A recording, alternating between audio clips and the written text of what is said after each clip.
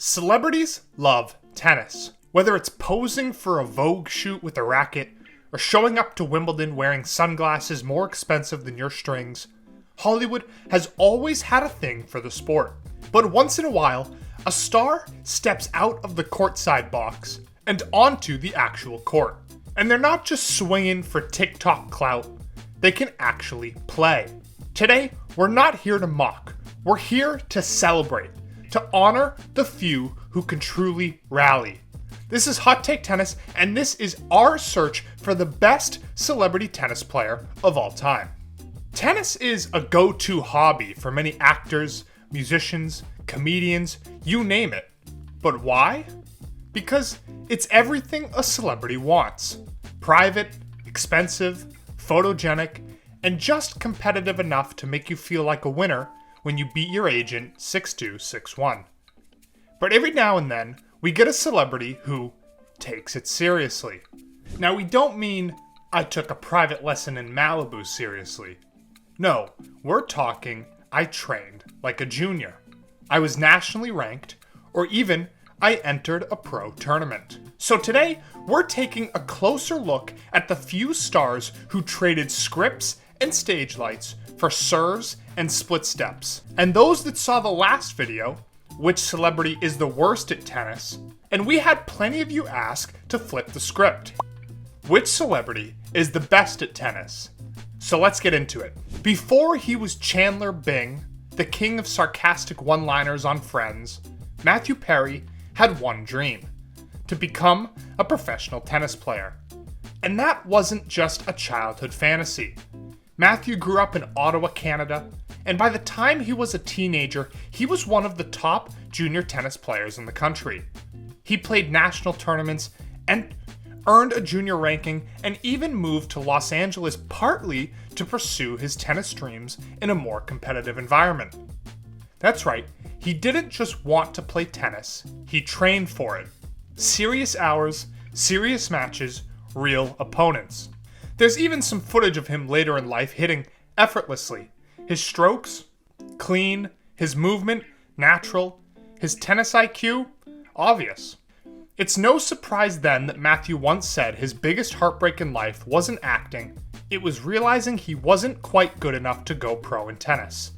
In another timeline, he's not doing jokes at Central Park, he's battling guys like Patrick Rafter in the late 90s. Make no mistake, Matthew Perry wasn't just a celebrity who played tennis, he was a tennis player who just happened to become a celebrity. Most people know Kaley Cuoco as the sitcom queen, from 8 Simple Rules to The Big Bang Theory to The Flight Attendant. But behind the Hollywood shine is a girl who grew up on the tennis court. Kaley was regionally ranked junior player in Southern California, and for those of you unfamiliar with the California junior circuit specifically, it's brutal. It's one of the most competitive tennis ecosystems on the planet. She started playing at a young age, stuck with it for years, and even as her acting career exploded, tennis stayed a passion. And not just in theory, she still plays regularly and plays well. What stands out most in her footage is her movement. She's got great footwork, places her body in the right place to hit balls on the rise. I mean, she looks like a college-level athlete and has a strong two-handed backhand that's surprisingly polished. There's nothing gimmicky here. Her strokes are real, her split step is real, her strategy, smart. You can tell she's been coached, drilled, and tested under pressure. Kaley Cuoco isn't just a casual. If you faced her in a local tournament, you'd leave saying, "Wait, was that the girl from The Big Bang Theory? Who just bageled me?" Yeah, it was. Let's talk about Harry Styles, international pop icon, former One Direction heartthrob, and fashion risk taker, we suppose. Harry's dabbled in tennis over the years. He's been seen at celebrity events, messing around on practice courts, and even tried his hand at some light rallies. And look, we respect the effort. He's active, he's athletic, he doesn't take himself too seriously, but when you watch him serve, well, the grip says it all. It's like he's trying to kill a mosquito, not hit a first serve. His ground strokes, not bad. He can keep a rally going, there's rhythm, there's balance, but it's more opening act at a celebrity pro-am than center court at Queen's Club. He's a performer, not a grinder. Still, you have to respect that Harry puts himself out there, and he's definitely better than Justin Bieber. He's not just pretending to know tennis, he's out there sweating like the rest of us. But if we're judging by actual ability, he's charming, but he's not making the second round of a club ladder tournament. Few celebrities love tennis more than Ben Stiller. The man shows up to major tournaments, he's been part of celebrity doubles matches, he's stood on the same side of the court as Rafael Nadal. He even made a cameo, so to speak, in an actual match with Rafael Nadal and Juan Martín del Potro at an exhibition match where he got to rally a few points in front of a packed stadium. But let's be real, passion doesn't always equal performance. There's that one infamous clip, Ben Stiller dressed in slacks and dress shoes, trying to hold his own against a 10-year-old girl. And the result? His footwork is minimal, his anticipation is, let's say, delayed. His form is closer to dad on vacation than double specialist. Still, Stiller adores the sport. And in a way, we think that counts for something.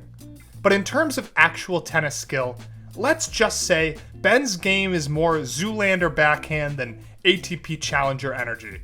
Hey, if you're enjoying the Celebrity Tennis Breakdown, hit that like button and subscribe to Hot Take Tennis. Only 8% of our viewers are subscribed, and that's a stat uglier than Harry Styles' serve grip. Let's fix it. Click that button and join the squad. And now, drumroll please for the wild card. The unexpected ace. The man who turned celebrity tennis into something more. We're talking about Redfoo. Yes, that Redfoo. The guy from LMFAO, the artist behind Party Rock Anthem and Sexy and I Know It. But behind the neon glasses and leopard print pants is a guy who really plays tennis. Redfoo didn't just hit with celebs. He didn't just take private lessons in Malibu. In 2025, Redfoo entered a legit ITF Futures tournament in Egypt. The lowest rung of the professional tennis circuit, but still real. Still full of young grinders with nothing to lose and everything to prove. And guess what? Well, he lost. Badly. His match was under an hour, about 47 minutes, with a pretty rough score. But hey, he showed up, trained, and he played official matches. His UTR is around an 8, if we were to guess, which puts him at a solid competitive level. Strong club players, college-level athletes, and serious amateurs live around that range. There's nothing ironic or gimmicky about Redfoo's tennis. It's pure love for the game, and that passion turned into something real. In a world where most celebrities are fine with just wearing tennis whites and posting a boomerang serve, Redfoo played pro matches on tour. Let that sink in. When you think of Steve Nash, you think vision, finesse, IQ, one of the greatest point guards in NBA history. But what most people don't realize is that the man is almost just as dangerous on a tennis court as he was on the hardwood. Steve Nash grew up playing tennis in British Columbia, and his game is shockingly refined. He has a silky, one-handed backhand, textbook footwork, and a natural feel for the ball that only comes from decades of real reps. The dude moves like a player, not a guy cosplaying as an athlete, but someone who understands how to construct points, adjust to pace, and manipulate spin. His tennis IQ is off the charts. He sees angles before they happen, just like he did on the basketball court. And while he never entered a pro tournament like Redfoo, most insiders who've hit with him say Nash could easily hang at the high UTR club level, possibly even a lower level D1 practice squad. If this were best doubles partner among celebs, Steve Nash might win it. He's that polished. Now, you wouldn't expect a 7-footer to move gracefully on a tennis court, But that's exactly what makes Dirk Nowitzki such a shock. The NBA legend, finals MVP, and all-around Dallas icon has taken up tennis in his post-basketball life. And he's very good. Dirk's serve is a cannon. He uses that reach to generate wicked angles and pace, and he doesn't even need much leg drive. His forehand, flat, powerful, and extremely hard to defend when he sets up his feet. What really surprises people is his agility. He's not just lumbering around. Dirk has real movement for his size, and he understands how to strategically cover the court. Dirk's work ethic from basketball clearly carried over. He's been spotted training, hitting with former pros, and playing seriously competitive points.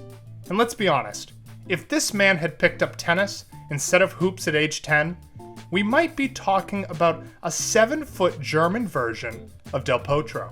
So with all this star power, NBA legends, sitcom stars, global pop icons, and even Chandler Bing himself, who takes the crown? It's a close call. Steve Nash is smooth. Dirk Nowitzki has weapons. Kaylee Cuoco has polish. Perry had potential. But in the end, one man stepped out of the spotlight and into the ITF trenches. And here at Hot Take Tennis, we have to give credit where credit is due. Redfoo didn't just love tennis. He lived it. He competed. And most of all, he played in a real futures event. Nobody else on this list can say that.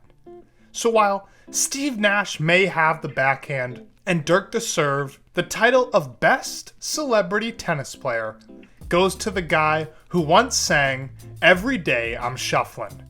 Yup, Redfoo is your champion. So the next time you're scrolling through celeb tennis clips on TikTok, ask yourself, are they posing or playing?